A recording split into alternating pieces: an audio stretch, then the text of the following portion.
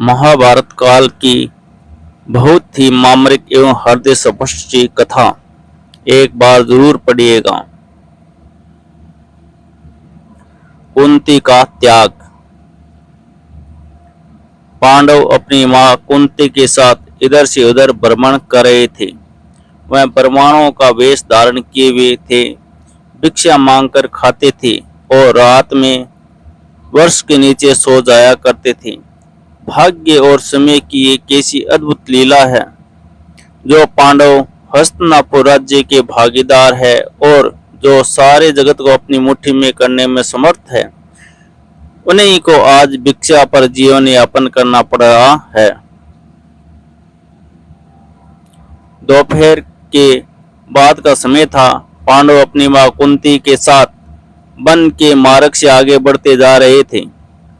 सहसा उन्हें वेदव्यास जी दिखाई पड़े। कुंती दौड़कर वेदव्यास जी के चरणों में गिर पड़ी। उनके चरणों को पकड़कर बिलक बिलक कर रोने लगी।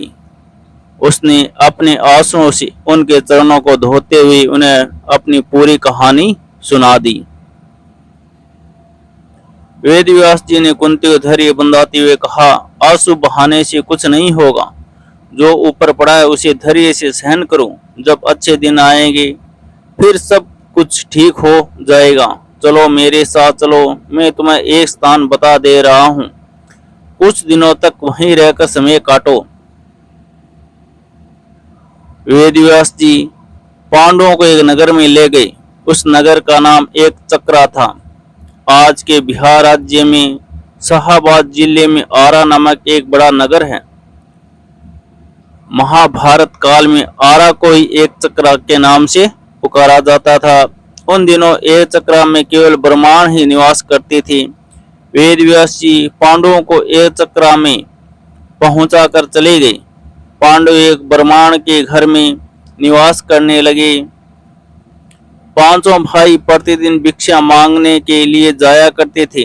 भिक्षा में जो अन्न मिलता था उसी से अपना जीवन का निर्वाह करते थे। उन दिनों एक चक्रा में एक राक्षस के बड़े जोरों का आतंक फैला हुआ था। उसे राक्षस का नाम बक था। वह दिन में वन में छिपा रहता था, रात में बाहर निकलता था और एक चक्रा नगरी में घुस जाता था। जिसे भी पाता था मार डालता था। खाता तो एक ही दो आदमी को ही था, पर 15-20 आदमियों के प्राण रोज जाते थे। आखिर एक चक्रा के निवासियों ने बक से एक समझौता किया। प्रतिदिन नगर का एक आदमी अपने आप ही बक के पास पहुंच जाया करेगा और बक उसे मारकर खा लिया करेगा। एक ही आदमी की जान जाएगी, व्यर्थ में मारे जाने वाले लोग बच जाया करेगी।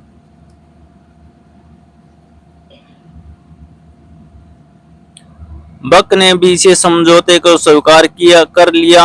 उसे जब बैठे बिठाए ही भोजन मिल जाता था तो वह समझौते को स्वीकार नहीं करता तो क्या करता। उसने समझौते को स्वीकार करते हुए चेतावनी दे रखी थी कि अगर समझौते का उल्लंघन किया गया तो वह एक चक्रा को उजाड़कर मिट्टी में मिला देगा। बस उसी दिन से क्रम से एक घर का एक आदमी बक के पास जाने लगा। बक उसे खाकर अपनी सुडा अग्नि को शांत करने लगा। संयोग की बात है, एक दिन उस ब्राह्मण के घर की बारी आई जिसके घर में पांडव अपनी मां के साथ निवास करते थे। दोपहर के पूर्व का समय था। कुंती अपने कमरे में बैठी हुई थी। उसी दिन भीम किसी कारणवश भिक्षा मांगने नहीं गया था। वह भी कमरे के भीतर कुंती पास ही मौजूद था। सहसा कुंती के कानों में किसी के रोने की आवाज आई। रोने और विलाप करने का वह स्वर उस ब्राह्मण के कमरे से आ रहा था जिसके घर में वो ठहरी हुई थी। जब कुंती से विलाप का ये सकरुण स्वर सुना नहीं गया तो वह ब्राह्मण के कमरे में पहुंची। उसने वहां जो कुछ देखा उससे वह सन्नाटे में आ गई। ब्राह्मण के कुटुंब में कुल 3 ही प्राणी थे, ब्राह्मण, ब्राह्मणी और उसका एक युवा पुत्र। तीनों बिलक बिलक कर रो रहे थे। हाय हाय, अब क्या होगा? अब तो सब कुछ मिट्टी में मिलकर रहेगा। कुंती ने तीनों को रोते हुए देखकर ब्राह्मण से पूछा, विप्रवर, आप तीनों इस प्रकार क्यों रो रहे हैं? क्या मैं जान सकती हूँ कि किस दारुण कष्ट ने आप तीनों को अत्यधिक दुखी बना रखा है? ब्राह्मण ने आंखों से आंसुओं की बूंद गिराते हुए उत्तर दिया, बहन, तुम सुनकर क्या करोगी? हमारा कष्ट एक ऐसा कष्ट है जिसे कोई दूर नहीं कर सकता। कुंती ने सहानुभूति भरे स्वर में कहा, हम तो गरीब ब्राह्मण हैं। सच है, हम आपके कष्ट को दूर नहीं कर सकते, किंतु फिर भी सुनने में हर्जी क्या है? हो सकता है हम आपके कुछ काम आ जाएं। जब कुंती ने बहुत आग्रह किया तो ब्राह्मण ने बक राक्षस की पूरी कहानी उसे सुना दी।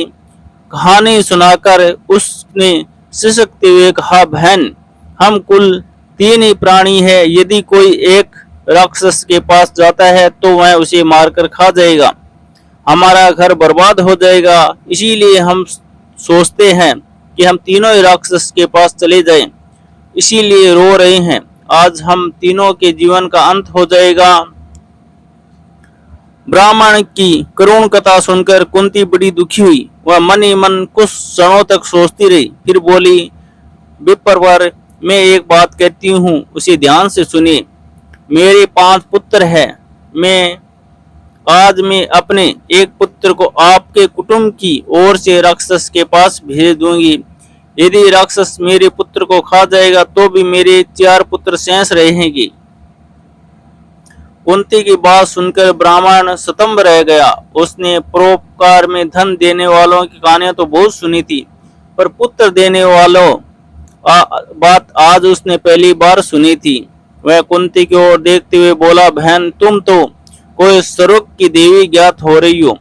मुझे इस बात पर गर्व है कि तुम्हारी जैसी देवी मेरे घर में अतिथि के रूप में है। तुम मेरे लिए पूजनीय हो। मैं अपने अतिथि से प्रतिदान लूं, ये अधर्म मुझसे नहीं हो सकेगा। मैं मिट जाऊंगा, पर मैं अतिथि को कष्ट में नहीं पड़ने दूंगा। ब्राह्मण की बात सुनकर कुंती बोली, आपने हमें आश्रय देकर हम पर बड़ा उपकार किया है। आप हमारे उपकारी है। हमारा धर्म है कि आपको कष्ट में नहीं पड़ने दे। आप अपने धर्म का पालन तो करना चाहते हैं, पर हमें अपने धर्म का पालन करने से क्यों रोक रहे हैं? कुंती ने जो बहुत आग्रह किया तो ब्राह्मण ने उसकी बात मान ली। उसने दबे स्वर में कहा, अच्छी बात है बहन, ईश्वर तुम्हारा भला करे। कुंती ब्राह्मण के पास से उठकर भीम के पास गई। उसने पूरी कहानी भीम को सुनाकर उसे कहा, बेटा, परोपकार से बढ़कर दूसरा कोई धर्म नहीं होता। तुम ब्राह्मण कुटुंब की ओर से बक के पास जाओ। यदि बक तुम्हें मारकर खा जाएगा तो मुझे प्रसन्नता होगी कि मेरा बेटा परोपकार की वेदी पर बलिदान हो गया है। भीम ने बड़े हर्ष के साथ अपनी माँ की आज्ञा को स्वीकार कर लिया। उसने कहा, माँ, तुम्हारी आज्ञा सिरोधार्य है। बक मुझे मारकर खाएगा, तुम्हारी आशीर्वाद से मैं उसे मिट्टी में मिला दूंगा। संध्या का समय था। भीम एक गाड़ी के ऊपर खाने पीने का सामान लादकर उसे खींचता हुआ बक के निवास स्थान की ओर चल पड़ा। वह बक के निवास पर पहुंचकर गाड़ी पर लदे हुए खाने के सामान को सर्वे खाने लगा। बक कुपित हो उठा। वह गरजता हुआ बोला, ए तो तुम देर से आए हो और ऊपर से मेरा भोजन खा रहे हो। इतना कहकर वह भीम पर टूट पड़ा। भीम तो पहले से ही तैयार था। दोनों में मल्ल युद्ध होने लगा। दोनों की गर्जना और ताल ठोकने के शब्दों से वायुमंडल गूंज उठा। बक ने बड़ा प्रयत्न किया कि वह भीम को मल्ल युद्ध में पछाड़ दे, पर वह सफल नहीं हो पाया। वह सर्वे भीम की पकड़ में आ गया। भीम ने उसे धरती पर गिराकर उसके गले को इतनी जोर से दबाया कि उसकी जीभ बाहर निकल आई। वह प्राण शून्य हो गया। भीम ने उसे उठाकर नगर के फाटक के पास फेंक दिया। उधर संध्या के समय चारों भाई भिक्षाटन से लौटे तो कुंती से सब कुछ सुनकर वह बड़े दुखी हुए। उन्होंने अपनी माँ से कहा, तुमने भीम को अकेले भेजकर अच्छा नहीं किया। हम भाइयों में वही एक ऐसा है जो संकट के समय काम आता है। कुंती ने अपने पुत्रों को समझाते हुए कहा, तुम चिंता क्यों करते हो? तुम देखोगे कि मेरा भीम बक को मिट्टी में मिलाकर आएगा। फिर चारों भाई भीम का पता लगाने के लिए चल पड़े।